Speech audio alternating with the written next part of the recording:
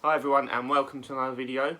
For anyone who doesn't know the life of Bruce Lee, I'm going to be just giving a brief description of his whole life, how he started, how he got involved in the martial arts, when he moved to America, how his martial art view changed, and then of course into what we all know, his films, and the rest of it, okay?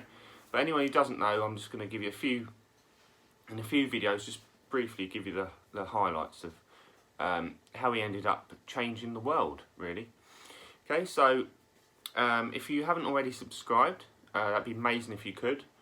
Obviously, the more support I get, more videos I can give you, better quality videos. And any questions you may have also, just please feel free to drop it in the comment section. Okay, so Bruce Lee. So he was born in 1940, which is the year of the dragon. In the Chinese years, November 27th, I think. And he was born to, I believe, well, a full Chinese father and I believe a half Chinese and possibly a half or quarter German mother. So he wasn't full-blooded Chinese. Anyway, so he was born in San Francisco in hospital. He was given the name Bruce Lee. He was a Legion fan, but the doctor in the hospital gave him the name Bruce Lee.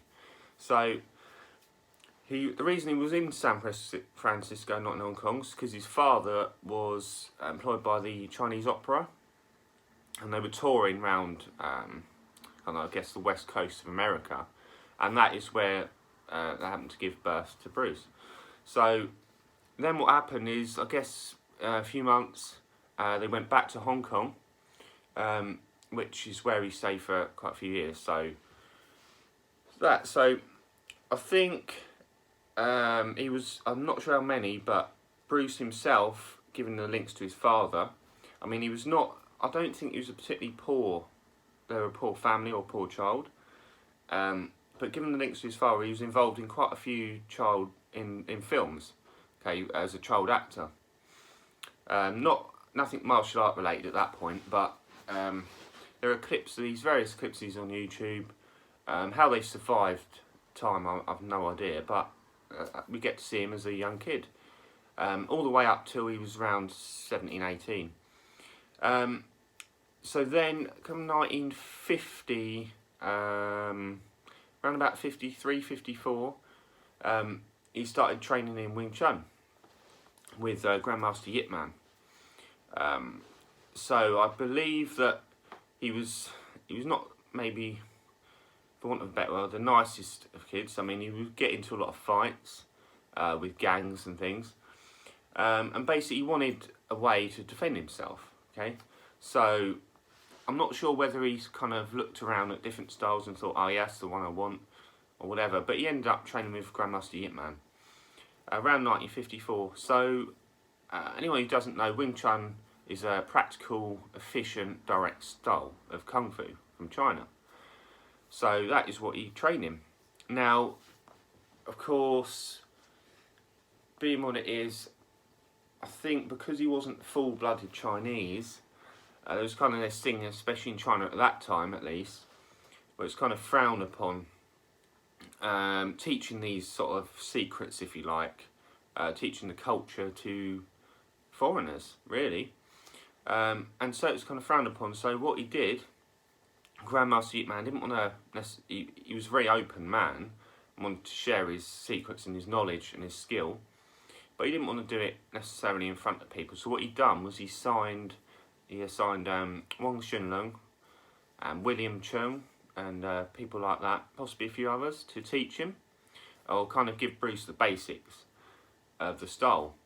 And I think Grandmaster Yip Man did train him, but the point I'm not quite sure about, but so that's what happened, and he trained in that for about 4 years, 3-4 years. He did not complete the system, okay? There's people who, in the Western world now, who can, learn the art in a couple of days, but of course, as we know, it doesn't work like that, you can't do any of it. But, Bruce trained diligently for, as I say, 3 or 4 years, but he didn't quite complete the system. Now, that is when he had to move back to America. because in 1958 to 1959 he was turning 18. So I think he had to fly or travel back to America to claim his citizenship. And not only that, he was still getting into more fights with people. Not only from the school where they would do these rival fights on rooftops in Hong Kong with different schools of martial art, but he was also just getting into general fights and in trouble with the law.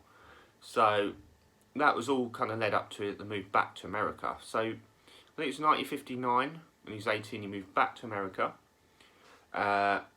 Believe he stayed in San Francisco again, because that's where the family had a few links for, again, maybe a few months, which is when he then moved on to Seattle. So that's when we get to kind of the American portion of his life. So he started off, born in 1940, started off child acting in Hong Kong, then trained in Wing Chun under Yip Man for a few years, didn't complete the system, and then by the time he was 18, moved back to America. So that's it for this video. In the next one, I'll be covering the next part of his life, just giving you the points for anyone who doesn't know his life story. I'm not going to go into hours and hours, but this is kind of to introduce you to him, and I'll be also giving you the not only the parts of his life, but how, at least I think, he well, in short, changed the world. Okay, so until the next video, guys, I'll see you then.